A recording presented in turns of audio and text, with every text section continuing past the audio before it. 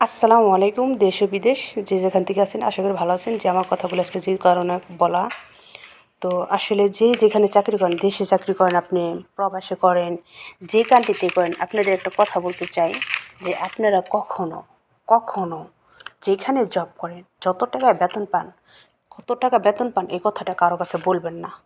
ঘরের বউ বলেন, মা বলেন, কারো কাছে না। আর আপনি যত টাকায় কামাইবেন সম্পূর্ণ টাকা বাংলাদেশে দিবেন না, দিন শেষে আপনি কিছুই পাবেন না, ঠিক আছে?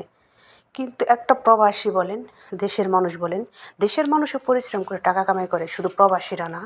এই প্রবাসীর পরিশ্রমটা বেশি। দেশের মানুষ টাকা কামাই করলেও সারাদিন কাজ করলে ফ্যামিলিরে পাইতেছে, প্রবাসীরা সারাদিন পরিশ্রম করলেও ফ্যামিলিরে পাইতেছে না।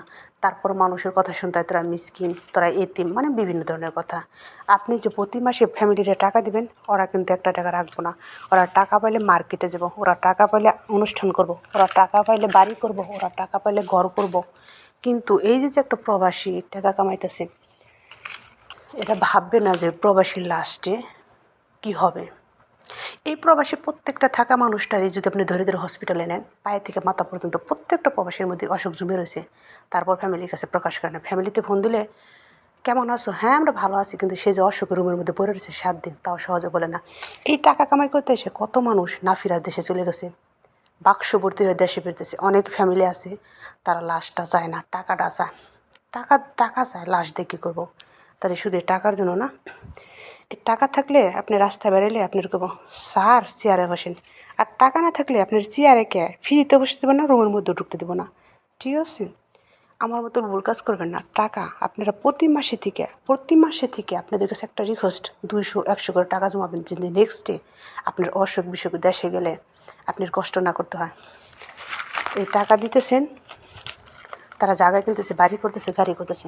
যখন বাংলাদেশে যে টাকার হিসেব নেবেন, তখন বলবো তোর বোনরে বিয়ে দিছি, তোর বাইরে লেখাপড়া করাইছি, জায়গা জুগা কিনছি। লাস্টে বলবো কিচ্ছুই করস নাই। কত মানুষই প্রবাস করে, তুই কি করছস? কিন্তু এই টাকার মধ্যে যে কতটা একটা পরিশ্রম, রক্তের গন্ধ কয়, ঘামের গন্ধ কয়, টাকাটা নাকের সামনে দিলে প্রবাসীর টাকাটা পরিশ্রমের ঘ্রাণ আসে। এটা কয়জনে বুঝে ভাই? তো আমি আপনাদের একটা কথাই বলবো, প্রতি মাসে থেকে কিছু টাকা নিজের জন্য রাখবেন। কারণ ভাই, এই টাকা থাকলে না, আপনার বউ আপনাকে সম্মান করবে, সবাই সম্মান করবে। আর টাকা যখন না থাকবো না, তখন আপনার বউ আপনাকে ছেড়ে চলে যাবো।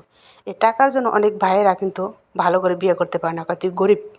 যখন টাকা হয়, তখন কি করে বাপেরা, 5 বছরের 10 বছরের মেয়েও যদি পারতো, ঘরের মধ্যে এনে দিয়ে যেত।